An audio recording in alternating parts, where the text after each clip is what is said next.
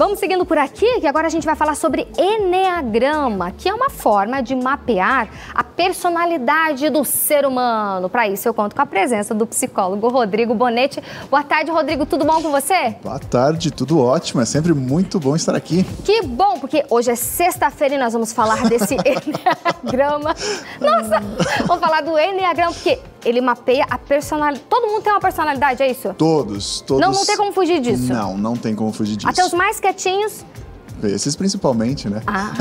Os mais expansivos, todo mundo, ninguém foge. Não. E é importante lembrar duas coisas. Primeiro delas, ter personalidade não é algo ruim. Mas, em contrapartida, se você não souber fazer o uso e entender, principalmente, te prende e te prejudica. Então, é importante a gente saber qual é a personalidade para saber como lidar com isso, né? Entendi. Como lidar com você mesmo e com as pessoas que estão ao seu redor também, né, Rodrigo? Com importante. Toda certeza. A gente está cada vez mais rodeado de pessoas, né? Um mundo super lotado. Não saber lidar com pessoas vai acarretar em problema em qualquer área da vida. Então vamos começar falando quais são os tipos de personalidades, então, que nós temos. Fala lá. Perfeito. Eu só quero trazer, antes disso, lembrar das pessoas como que ela se forma. Porque é importante para as pessoas entenderem aonde que a gente precisa começar a modificar. Então, lembrando que personalidade se estrutura através dos nossos conflitos ali que se passam ao longo da vida. Então, quando a gente já nasce vivenciando algumas angústias, né? Seja o pai e mãe que não vai te dar o alimento na hora certa, ou o escuro que você não está acostumado, o próprio nascer que já é angustiante. E dentro dessas situações, a gente acaba criando reforços externos que nos dão amparo. Então, imaginem sempre a personalidade como aquela armadura medieval. Então, serve como proteção, é excelente para muitas estratégias e forma de delineamento da vida, só que chega um momento que começa a engessar, né? A gente começa a ficar duro, não tem tanta mobilidade. E por que falar disso? Porque aí a gente começa a entender que as personalidades fazem parte de nós. Então, a Patrícia estava falando aqui que eu não quero ter personalidade, né? Eu não quero saber a minha. E a gente veio conversando de outros programas, né? Qual que é a minha? Então, primeiro que a gente tem que ter essa autodescoberta. E segundo que é importante ter personalidade. Faz parte, toda a nossa estrutura de vida nos molda e nos constrói em prol, né? Essa personalidade nos facilita a vida. Só que agora vem a parte boa, que é você entender essa personalidade e principalmente que ela pode ser mudada. Então agora nós vamos falar sobre essas personalidades, né? Então a pessoa que tem ela pode mudar a personalidade, ela não vai ser duas caras? Vamos pensar o seguinte, a gente traz a evolução. Então, quando eu falo de mudança, é uma mudança pessoal, não de personalidade em si. Então, é uma evolução dessa personalidade, mas uma mudança pessoal. Então, tipos 1 vão ser sempre tipos 1, tipos 2 vão ser sempre tipos 2, tipos 3 vão ser sempre tipos 3, e assim até o tipo 9. O que é importante lembrar? Rodrigo, qual é a percepção de evolução dentro de uma personalidade? A ideia, o fluxo geral, e ocorre isso em várias culturas, se a gente for pegar principalmente culturas orientais, agora imagine aqui artes marciais. O que é o cara que se tornou mestre? O cara que se tornou mestre é aquele que já consegue delinear e atuar em várias atuações de lutas, enfim, aprendeu golpes diferenciados, lutas diferenciadas. Esse cara é um mestre porque ele foi evoluindo nas suas áreas de ação até chegar com essa facilidade, né, e essa mobilidade em várias áreas diferentes.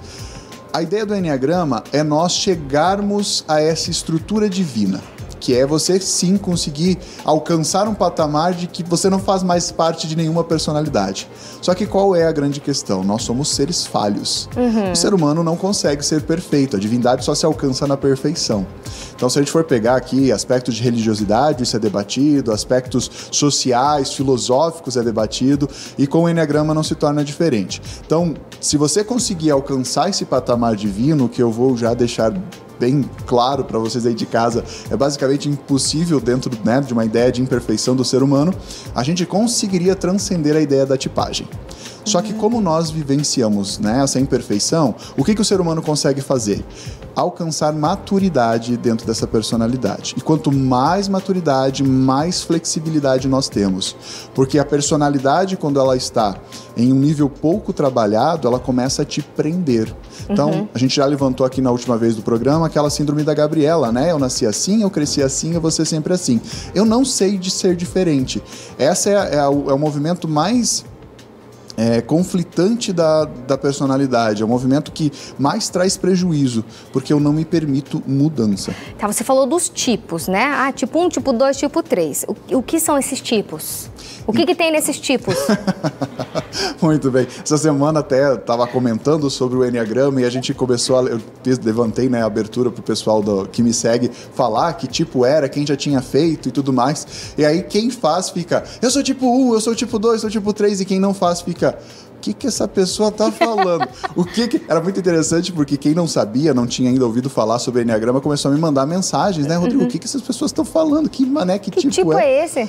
O tipo é uma forma de nomenclatura. Então é para você facilitar. Então, tipo 1 perfeccionista.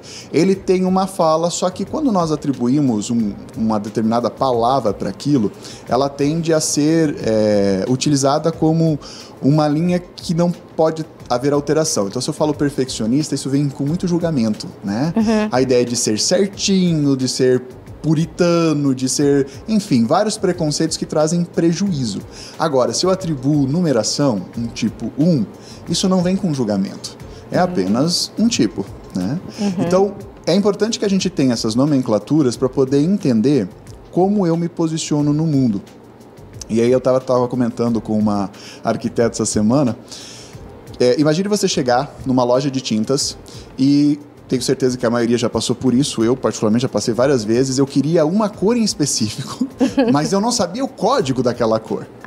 Hoje nós temos, né? Os colaboradores lá nos entregam aquelas cartelas de cores e você consegue apontar, né, qual é a cartela daquela cor que você quer. Mas e se você não tivesse essa cartela? Né? Chegar lá e falar assim, eu quero o azul que é um pouco verde, mas ele tende para o amarelo e, enfim, quando reflete na luz do sol. Isso. É mais ou menos assim que a gente faz quando nós não sabemos nominar as nossas personalidades, né? Porque você vai chegar, por exemplo, isso acontece muito em consultório, Rodrigo, eu tô sentindo uma coisa que é, tipo, uma angústia aqui dentro. Eu falo, gente, angústia aqui dentro é o que mais se leva em consultório. Agora, traduzir angústia para pessoa, para cada um, leva-se um grande tempo para a gente conseguir fazer essa tradução. O que o Enneagrama faz? Ele facilita essa tradução. É como se você tivesse essa cartela de cores e você pudesse chegar com este código mais facilitado. Então, o tipo 1, ele vai apresentar características bem específicas. Levando em conta ainda essa cartela de cores, é importante frisar isso, nós temos, ao longo dos tipos, várias mudanças pequenas, mas significativas dentro dessas tipagens. Então, esse tipo 1, ele vai ter asa para 2, por exemplo, vai ter asa para 9. Ele vai ter um instinto, por exemplo, sexual, vai ter instinto social. Então, tem variantes dentro deste mesmo tipo. Então, é como se tivesse uma cor, ali tem o azul, mas tem vários outros azuis, né? Azul oceano, azul bebê, azul, enfim. Tá, mas como é que eu faço para saber, então, o mapa, para saber o Enneagrama? A pessoa chega na sua frente e daí você pede o que para ela, para você descobrir, para fazer esse Enneagrama? Essa viagem ela faz sozinha, então eu começo a apresentar para ela determinadas características. Então nós vamos começar falando pura e simplesmente dessa construção de personalidade, depois nós vamos falar sobre os tipos. Então, o tipo 1 é aquele cara que tende a ver a vida dentro de um aspecto de justiça. E aí, quando se atribui a palavra perfeccionismo, isso também é trabalhado dentro dessa construção de conhecimento. Porque o perfeccionista não é necessariamente aquele cara certinho, mas ele tende a viver a vida entre o certo e o errado. A vida não tem meio termo, né? Ou é direita ou é esquerda. A justiça é algo muito importante para um tipo 1. Ele tende a querer fazer aquilo que é certo. Só que quando nós falamos de certo, isso vai depender para cada pessoa também, com cada cultura construída, cada valor construído.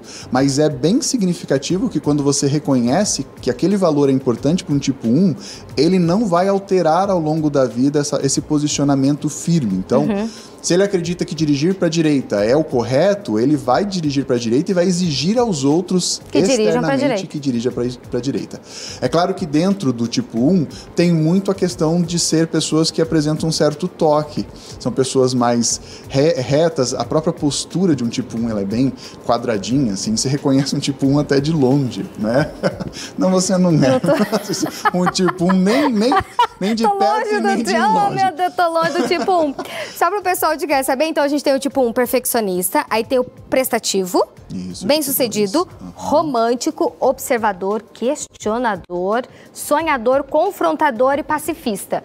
Hoje, o nosso tempo tá meio estourado, mas você vai voltar aqui, porque eu tenho que saber onde que eu encaixo aqui nesse mundo aqui dessa personalidade, e vocês eu tenho certeza que também querem saber, né? Combinado? Combinado. Excelente fim de semana. Perfeito. E daí você volta aqui pra falar. Eu só quero facilitar vocês, então, ó dia facilita. 22 e 23, eu vou estar com uma jornada gratuita para todos acessarem através das minhas redes sociais. A senhorita está convidada. Perfeito. E ali a gente vai conseguir falar de forma muito mais aprofundada. Bonete Rodrigo. BONETTI.Rodrigo.